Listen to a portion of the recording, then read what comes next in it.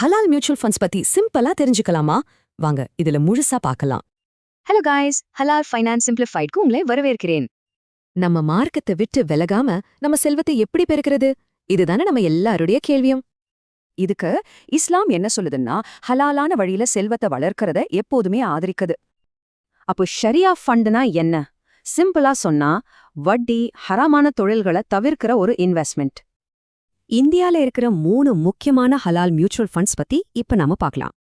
முதல்ல Tata ethical fund. Long டேர்ம்ல நல்லா wealth create பண்ணணும்ல, இது ஒரு பெஸ்ட் சாய்ஸ். ரெண்டாவது டாரஸ் எத்திக்கல் ஃபண்ட். இது இந்தியாவோட ரொம்ப பழமையான ஹலால் ஃபண்டுகளில் ஒன்னு. மூணாவதா குவாண்டம் இஸ்லாமிக் ஃபண்ட். ரொம்ப குறைஞ்ச செலவுல இன்வெஸ்ட் பண்ணணும்னு நினைச்சா இதுதான் சரி. ஓகே, இதெல்லாம் சரி. ஆனா இதுல எவ்வளவு ரிட்டர்ன்ஸ் எதிர்பார்க்கலாம்? இதுதானே உங்க கேள்வி. ஒரு லாங் டேர்ம்ல பார்த்தா ஆவரேஜா 10-16% வரைக்கும் ரிட்டர்ன்ஸ் வந்திருக்கு. ஆனா இது நீங்க 5 வருஷத்துக்கு மேல எஸ்ஐபி மூலமா இன்வெஸ்ட் பண்ண கிடைக்கிற ஆவரேஜ் ரிட்டர்ன். சரி, இப்போ உங்க வயசுக்கு ஏத்த மாதிரி எப்படி பணத்தை பிரிச்சு முதலீடு பண்றதுன்னு பார்க்கலாம். உங்க வயசு 20-25க்குள்ளயா? அப்போ நீங்க நல்ல ரிஸ்க் எடுக்கலாம். இந்த அலோகேஷனை பாருங்க. இப்போ 25-30 வயசுனா ஒரு ஸ்டேபிளான ஃபவுண்டேஷன் தேவை.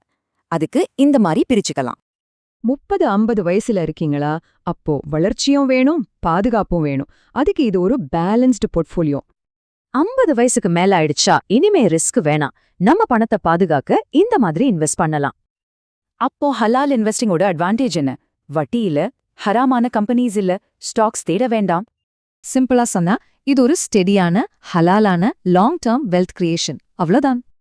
கடைசியா நீங்க உங்களையே கேட்டுக்க வேண்டிய கேள்வி, உங்க இன்வெஸ்ட்மெண்ட் பிளான் உங்க கொள்கைகளோட பொருந்துதா?